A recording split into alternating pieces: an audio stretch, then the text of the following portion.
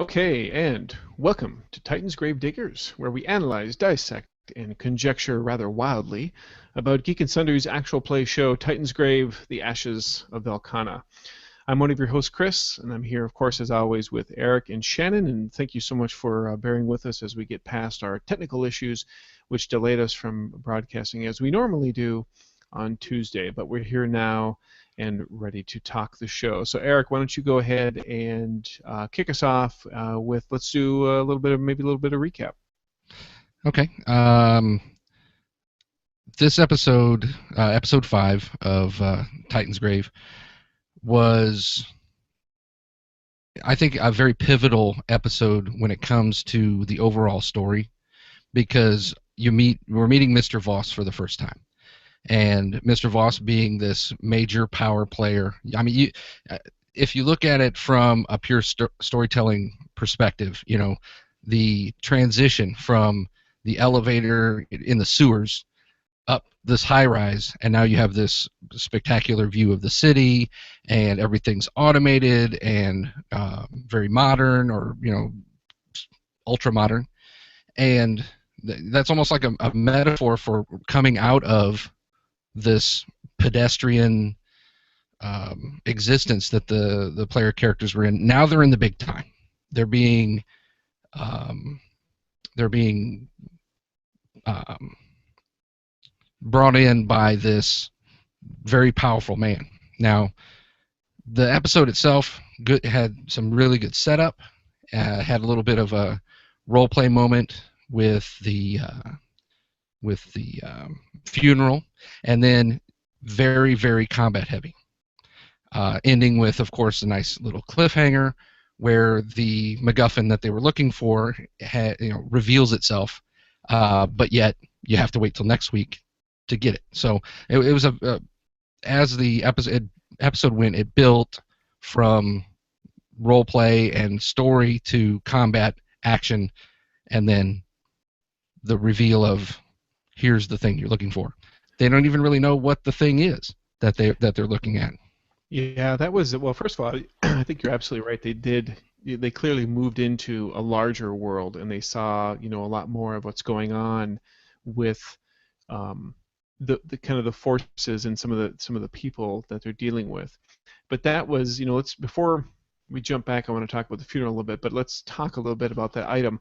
That to me, it wasn't very clear exactly what this thing did, what its purpose is, and it was kind of in some sense, when the setup was being given, there was I was very amused by the fact that here you have this group of players and they are blindly agreeing and to do this job for this person they met. I mean, there was a little bit of hesitation on Aankia's part, but in essence, um, their new NPC contact said, "I need you to do this," and everybody said, "Okay." And there was no. It was in a certain sense. I found it very refreshing, only because when you sit around a table with a bunch of jaded players, a lot of times some of that cynicism can come in, and there's so many questions, and there's so many. They get very suspicious immediately, and they start asking that kind of stuff, and that didn't happen. But it was actually kind of nice to see that happen. It was because it's been so long, I think, since you see things like that happen around a gaming table. So that was actually kind of a cool little thing there. I would like to say that. I mean, they didn't just say okay. They needed 100 gold in a party. Well, yes, that's true. That's true. I mean, they weren't going to do it for free, and I was glad to see that their prices went up. And I think there was actually, speaking of that though, they were, I think, a little bit surprised, and this goes back to Eric's early point about moving into something much larger than what they were used to. Will, when he was playing, Mr. Voss did not blink when they threw that arbitrary 100 gold number out there, and there was a little bit of surprise and I think almost a certain amount of trepidation at first when that happened. I remember seeing that on Yuri's face, that yeah he didn't blink when he said 100, and then when they realized that it's 100 each. Holy cow! This is actually a very serious thing.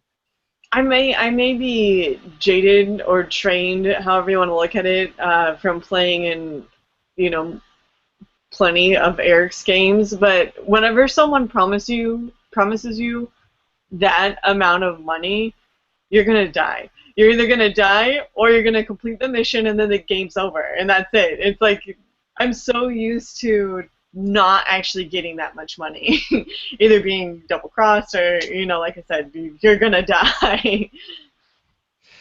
Yeah, with them, it's kind of funny to the way that they did that. It was like 100 gold in the party, ha ha ha, and Voss was like, when you're the richest person in the world or in the city or whatever, money is no object, and you're used to just throwing money away to get things done.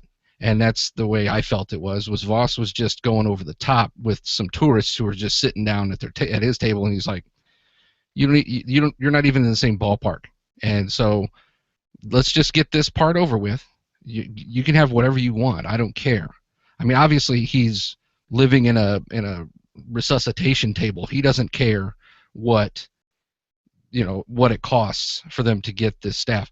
One point of note, I love the name of the staff, by the way. The Staff of Forlorn Hope. The Staff of Hopeless Hope.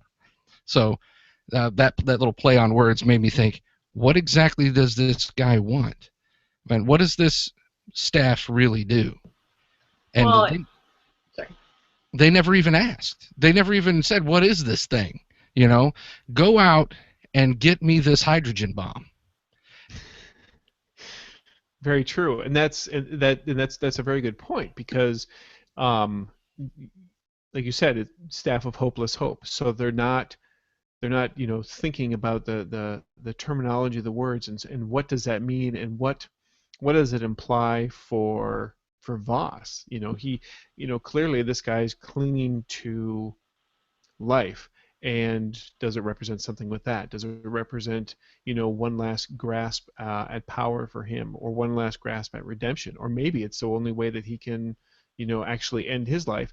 And Shannon, you actually brought up a really good point too about the fact that if he's just throwing that kind of money out there, is this a situation where at the end of all things, when they're done, is there going to be this massive double cross on the players or on the characters, and they're going to end up with nothing? They're going to end up, the only thing they're going to end up with is barely escaping with their lives. And is that the kind of, I don't want to say cruel joke, I guess, but is that what's going to end up being played on them? Of course, that remains to be seen, but that's kind of the nice part about it, is that it's still not very clear cut what's going to happen. Well, it's not only that. There's also so every single episode starts out with the intro, and the intro is all about the Chaos Wars. That Staff of Forlorn Hope, he said, or it was alluded to that had something to do with why the Chaos Wars were being fought. So it could also be that there's just going to be, it's going to bring about that lost chaos, so that 100 gold's not going to mean anything anymore. Could also be something like that. Right, if the world is ending, what are you going to do with your 100 gold? So the thing that kept going through my mind as I watched it, and I've used the messed up guy in a vat trope. I've used it more than 100 times, easy. And so that's exactly what you've got here. Is you've got this guy who's been creeping around since the beginning of time or whatever. What exactly does he want with this thing? Is it something that's going to finally end his pain? This guy's been, living in a machine is not really living, and does he just want to end it all? So, or is this going to be something where he's going to, get all of his life back or whatever? And I think that when you're talking about the players, and they kind of, like you said, kind of walked into it. Chris, you said they kind of walk into it. As a game master, I love that, because you want them to step on every landmine you put out. But for me, I think that this was Ankia's shining moment when it came to, why she's been acting the way she's been acting, why her player has been kind of standoffish, and this really it's when it started off and she was being kind of standoffish. I was like, here we go again, not really wanting to role play, blah blah blah. But then it was like, oh, okay, this all ties into her backstory, and I, being a power gamer and like that, knowing that Aankia was part of some black ops unit, gets my approval. So I definitely like how last week we were just saying, oh, and we don't know anything about Ankia, and like talking about the shallowness of that character, and then this episode was all about bringing Ankia to life. It's like, okay, I get it now. Yeah, that was I gotta hand it to and we took Hank to task a little bit for seeming to not really be fully invested in the previous episode, and he clearly he came back in this one, and there was he had an Ankia, and then of course Hank had that spotlight where it was very much focused on him. The previous episode was Yuri and Sleth's issues and what happened with his brother, and now we get to see another bit of backstory unfold, and that was kind of nice, and I think it was handled very well. There was a good moment, that moment when he wouldn't step or when she wouldn't step off the elevator, and that's very well played. And granted, you could have taken that particular character action to go, all the way to the extreme, where she just absolutely says, "There's no way I'm getting off of this," and just take it to that angle. But it was balanced very nicely with the fact that, you know, internally remembering we're still playing a game. We need to kind of move the story forward. So I'm going to go ahead and do this, and we'll press the issue maybe a little bit further once we get in there. Because by rights, Ankia certainly didn't have to go and do that, and in a certain sense probably shouldn't have. But you have to still move the story forward. You have to keep the party together in situations like this, from a fourth wall perspective. But it was still played out very nicely. It was made very clear that this was not something that was easy for her to do, and it was nice to see it. And the whole encounter as it played out was great. I definitely like that. Not only how Hank played Ankia, but also how the other characters interacted with her. Instead of, being like, well, sucks to suck, guess you don't want to play, and just leaving her on the elevator, they're like, okay, we're going to talk about this. Like, we're going to try and get you off of this elevator. And it was almost an obstacle, like an obstacle that a DM might use, but the players were putting it on themselves. right, and there was 2 points that I had about that little interaction. One, Yuri saying, "You didn't leave me behind. You went with me when it came to recovering my brother and getting revenge for my brother. I'm not going to leave you." That was a very good RP moment. When you're talking about Ankia leaving the elevator and knowing now what her history with the Voss group is, it's an age-old problem when you have with player characters, is sometimes the story or the mission or whatever you have going it might be contrary to their character's personal motivation. And like you said, you got to move past that to get the story to move forward. But I mean, I've had players go, "It doesn't make any sense for my character to be here, and I will stay on the elevator because I'm not getting out, because I know where this road goes and I'm not going to go down this road." Or you have somebody who has never had 2 cold pieces to rub together. Now they've got like 12. Well, I'm going to retire. There's no reason for me to go on. This is more money than I've ever seen in my entire life. So it's as a game master, you've got to kind of give that nudge. And I think Will didn't do anything when it came to that. It was he saw that the players were doing it for him, and he knew enough to sit back and let them. And that's an important I mean, just getting into a GM advice kind of thing, it's an important thing to remember is, really, and we've talked about that, I think, before in previous episodes, is having that, awareness as a game master that, of course, it's kind of your job to continue driving the story forward and doing things to make sure that things are moving in the direction that they should be moving.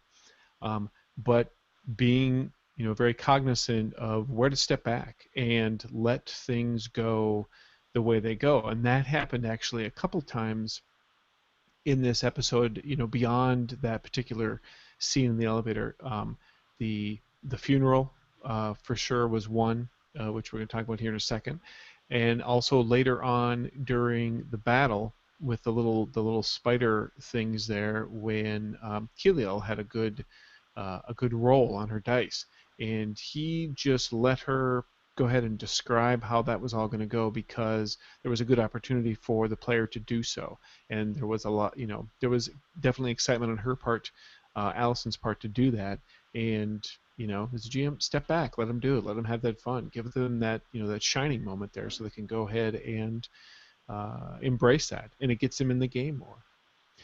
Let's go ahead and let's talk about the funeral a little bit here, since it kind of wrapped up a little bit of Sleth's backstory thing.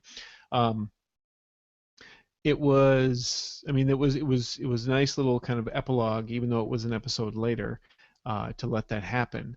But I think there's the lead up to it, and the fact that yep, we'll go to this mission for you, but first I need to take care of this, and the way in which it was handled, that to me was another really good example of the party coming together as a party.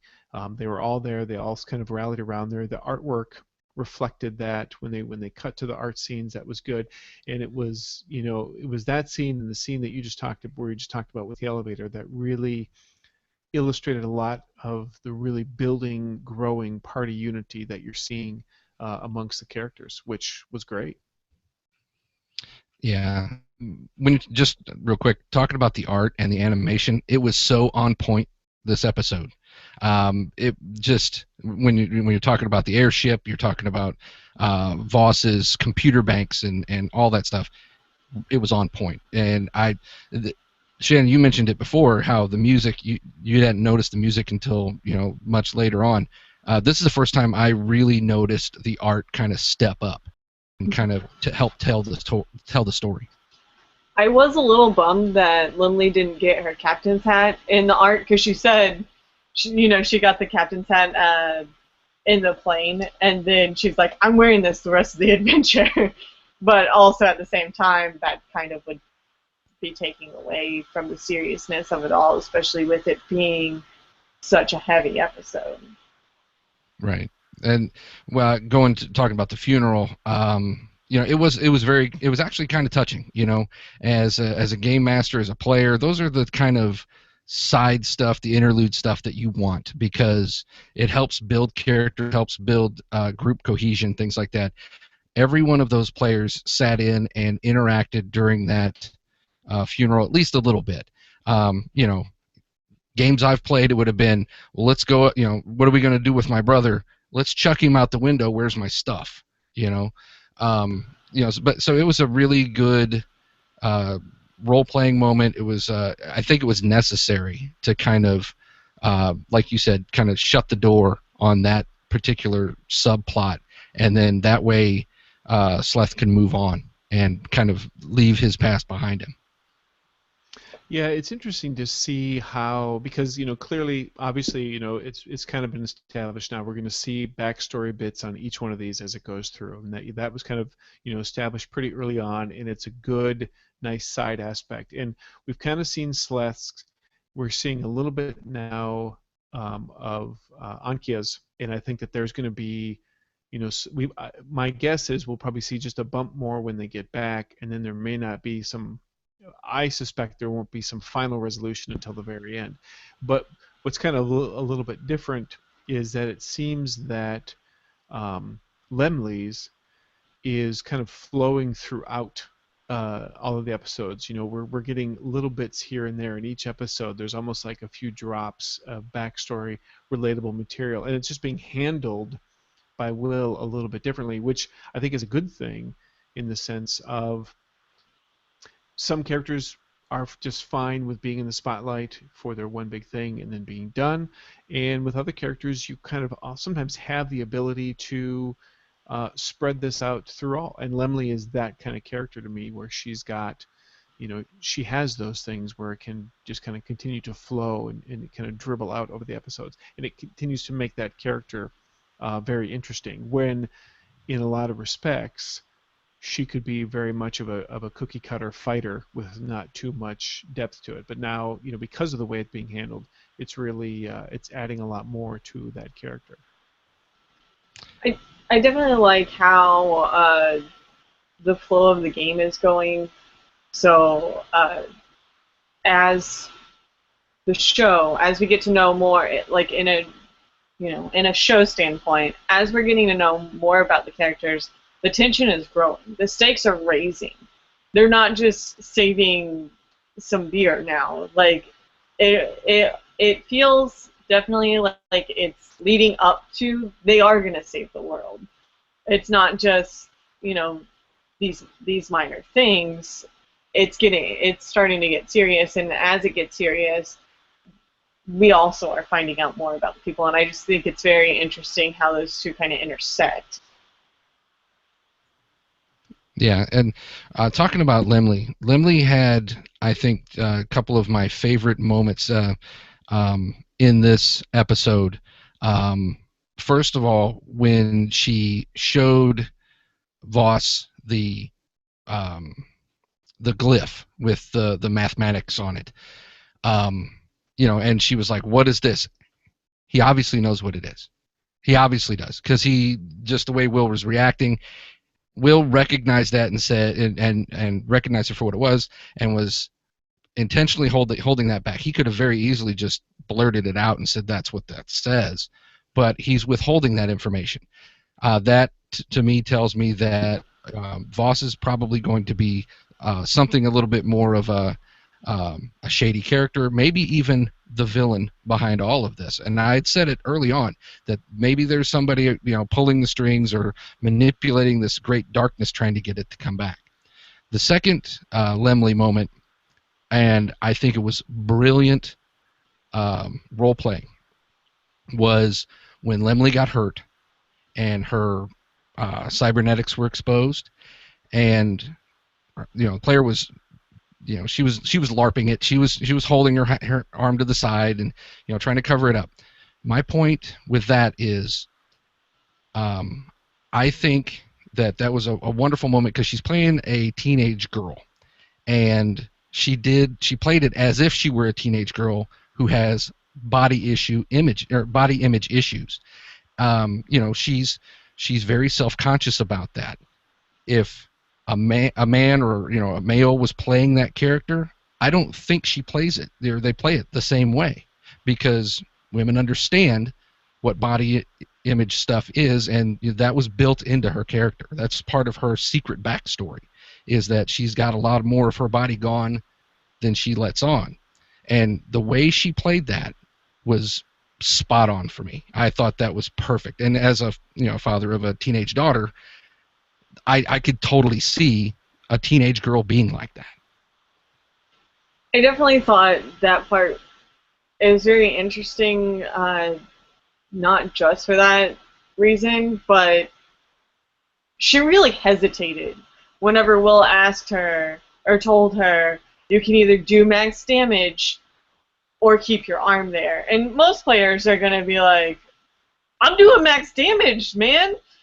Whereas she like hesitated and kind of had to turn the idea over in her head and had to really come to terms with it, because she's like, I don't want to do this.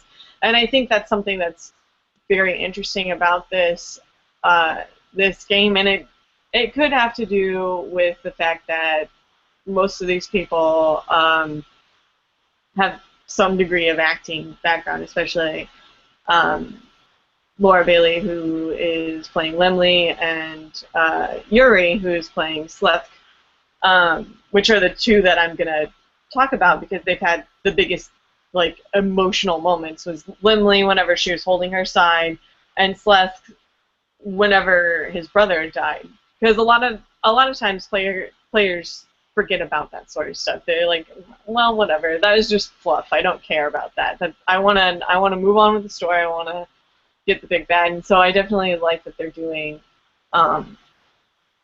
that, and they're getting into it, and they're playing their characters to the max, not just the numbers on the page. They're playing their background too. They are. They're definitely invested in it, and it's nice to see. And it's a serious investment as a player. They're seriously invested in the characters, and it's a nice contrast that even in a game that has definite there's some more lighthearted overtones, certainly in the first few episodes, and there's always some comical moments that are happening.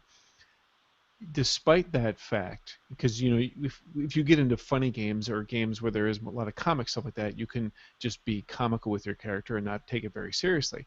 But that's the nice contrast here is that they are all they're taking their characters very seriously. They are taking those moments for fun when they need to or when they come up, but at the same time, when things get serious, they do that, and I think that's nice to see. One of the players that's kind of surprising me, when Eric, you and I were talking a little bit about this on the mics before Shannon joined up, was I'm really kind of impressed with Allison's play style as a player, and she's kind of becoming, or at least in this episode she's becoming that player that is really paying attention to the rules and is there to kind of help out with the other players, and even in a certain sense assist. What did you say, Erica? The mother hen, or the den mother. Yeah, that's kind of what she's doing, because there was many times during the combats when she pointed out, oh, you have this many stun points, or oh, you have that many stun points, and so you could do these things, and wasn't power gaming, but was being very conscious of the rules and making sure that other players were taking advantage of what they could get from them, and there was definite excitement on her face as she's doing that. You know those kinds of players when you see them around the table, and she's that player. I was just kind of laughing to myself because I am also that player. I had a conversation with Eric yesterday about just that. I was like, I was talking about how I really love learning the rules to a game and teaching the game. Like I think that's one of my favorite parts whenever I do run games, is teaching people the rules. I think, but I laughed to myself because yeah, I know what that's like. I've been that player. I am that player all the time. Yeah, and it's a good thing to have. As a game master, you love to have that kind of a player with you, because, and I had jokingly said it before we started, like the assistant GM. You don't want to cross the line and start telling people how to play their characters, but somebody there to help, especially when you have people who don't know the rules, don't want to know the rules, or just cannot figure out the rules, to have someone sitting next to them to kind of guide them, like the mother duck and her ducklings, just kind of lead them along. I'll tell the story, you show them how to play the game, so I think that, yeah, she's kind of taking on that role. Her excitement, her enthusiasm with how other people are playing and how they roll, that is infectious as well, and you can just kind of see it ripple across the table as she gets excited about somebody's role. They and then everybody else kind of gets excited too. So she did not stop moving in her chair. She was constantly bouncing around on that couch. It was hilarious. Right, yeah, and that's the kind of energy you want at a table, because it's positive. Now, I kind of want to talk about a couple of the rules things, so because we're getting a little close on time. This episode really brought to focus for me healing. There was two instances. One was just like a heal check, and the other one was a potion that was drank. Healing, of course, we talked about this before. It's just a simple action. It was done in the heat of combat with somebody bearing down on them, and there wasn't any kind of like, attacks of opportunity or anything like that. All that stuff does is slows down the game. And sure, you want to talk about realism and things like that, but this, the way that Will's running this, it's not so much a simulation as it is, it's more of an adventure or more of a pulpy kind of game. You don't want to bog everything down saying, oh, well, you have to, it takes so many, movement ticks to pull a potion out of your pocket,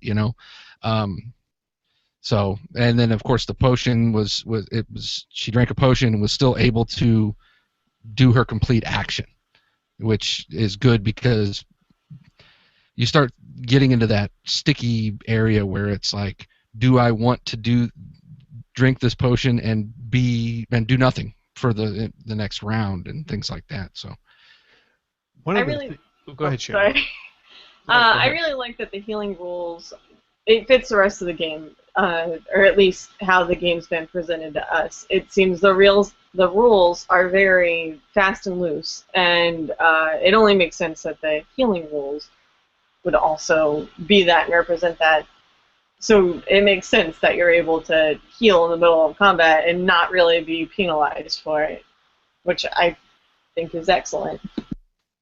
The biggest beef that I'm having when it comes to their combat, and it was satisfied to a small degree, and I think I want to say it was Sleth who almost had it, is the characters when they get into these combats, and there've been in several, they're not getting really close to zero.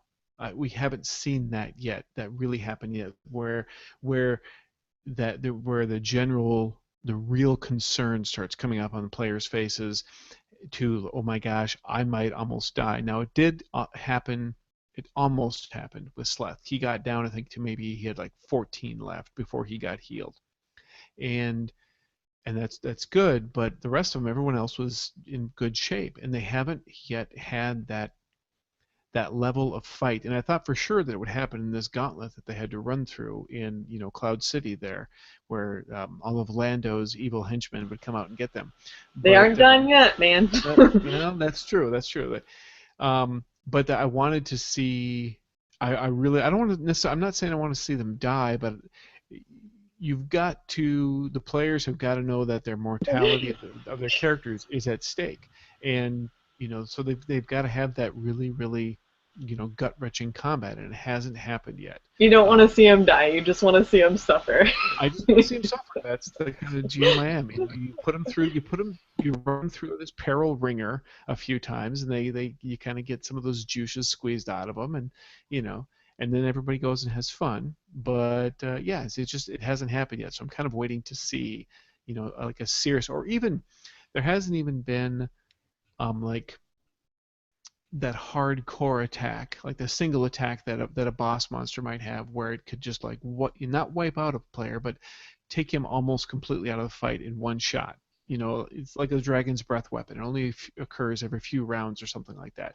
That hasn't happened yet, and I kind of want to see that power level be displayed, so that the perceived cakewalk that they're kind of been on, isn't necessarily as easy as it may seem. Yeah, I mean, eventually, anything that's gained easily is considered cheap. So, eventually they're going to have to earn it.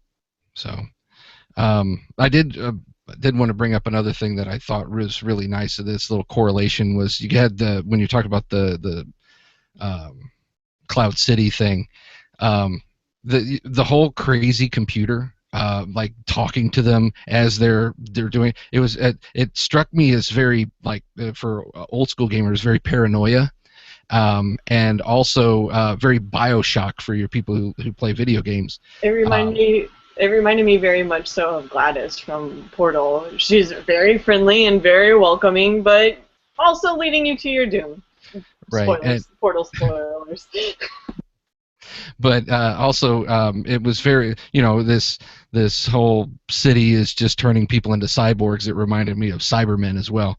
So that nice little. I don't know if Will did that all on purpose, or it wouldn't surprise me. Those are the kind of things that he would do. But going back to the one rule thing, though, I did want to bring out. I really, really, really like the if you roll a spell and you fail and your stunt die is a 1, it's a spell mishap. And it can be pretty bad. It sounds like it could be, it scales, so it could be pretty bad. And people who play other games, you sometimes don't want to be around the spellcaster, because especially if you've got Yuri rolling dice and the way he rolls, and if a 1 on the stunt die is going to be a mishap, you're going to stand away from him. It's like perils of the warp. Things are just Poor bad are Yuri. going to happen. Well, because the time when he rolls max damage is going to be the time after he's gotten a spell failure, and he'll nail one of his companions and just rip him a new one with whatever's with that bolt that comes out of him. It's going to just almost wipe him out. Then I'll finally get what I've been looking for. Right, you'll get your like devastating like character actions, right? The devastating boss blow isn't a boss at all. It's Yuri. It's Yuri. Poor Yuri. All right, well, I think that's going to do it for us this week. Again, thank you so much for those of you who tuned in on a Thursday, and of course we'll be back next Tuesday at 9:30 Central. You can check us out there. Of course, don't forget you can find us on Google+, Titansgrave Diggers, as well as on Twitter at TG Diggers. It's where you can find us, and of course myself and Shannon and Eric are also there as well, so we're constantly active on that kind of thing. So again, thank you so much for joining us. 5 Gold in a Party. Hope everybody who is at San Diego Comic-Con is enjoying themselves. We're here, so you should be jealous of us.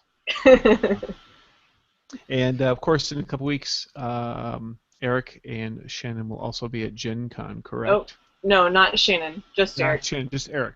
Right. Just me. Mm-hmm. Okay. All on my lonesome. All right, Well, we'll seek Eric you'll out.